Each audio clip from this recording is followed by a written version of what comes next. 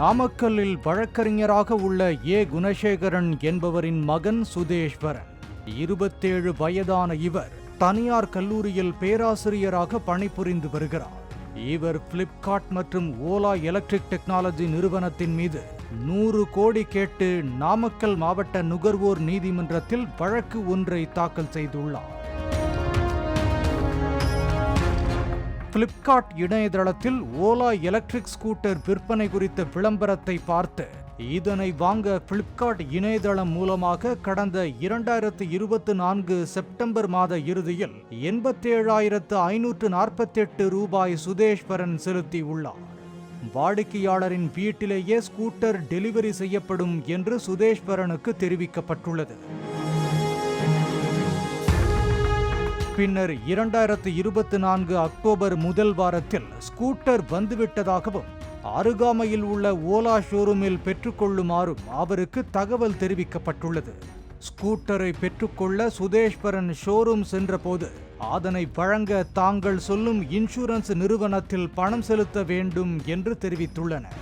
வேறு வழியின்றி இன்சூரன்ஸுக்கான பணத்தை அவர் செலுத்தியுள்ளார். அதன் பின்னர் வாகனத்தை ஒப்படைக்க நிறைவேற்ற கட்டணமாக 4,280 ரூபாய் வழங்க வேண்டும் என்று ஷோரூம் நிர்வாகிகள் தெரிவித்துள்ளனர்.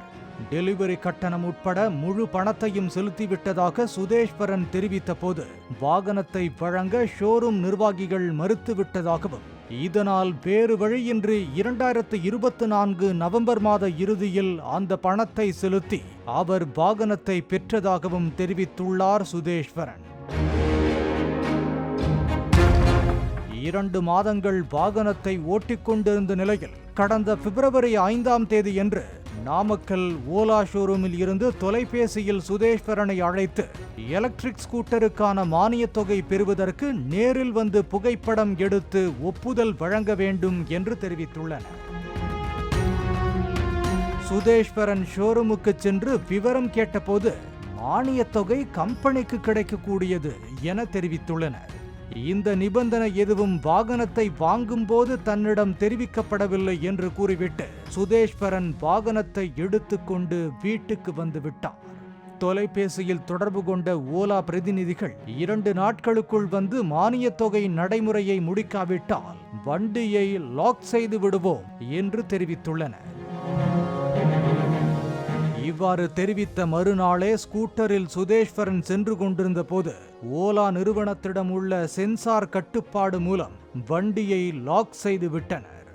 இதுகுறித்து நாமக்கல் ஷோரூமுக்கு பேசியும் அவர்கள் வாகனத்தை அன்லாக் செய்ய மறுத்துவிட்டனர்.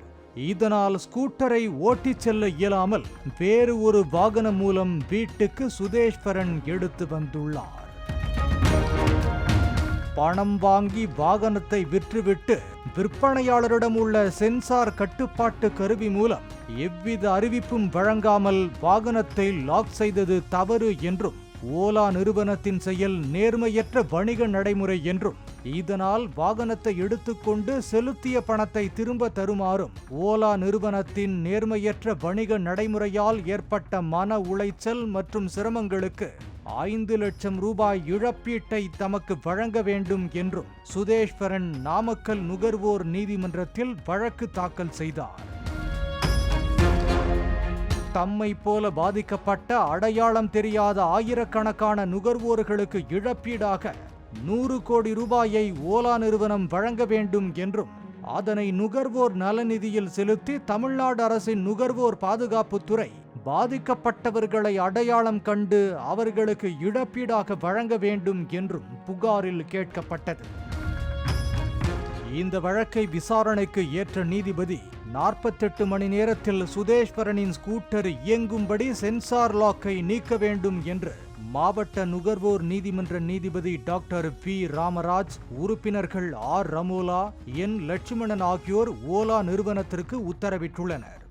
மேலும் பிளிப்கார்ட் நிறுவனத்துக்கும் ஓலா நிறுவனத்துக்கும் நோட்டீஸ் அனுப்பவும் அவர்கள் வரும் மார்ச் 13 அன்றுக்குள் பதிலளிக்கவும் நுகர்வோர் நீதிமன்றம் உத்தரவிட்டுள்ளது. பாலிமர் செய்திகளுக்காக நாமக்கல் செய்தியாளர் பரத்.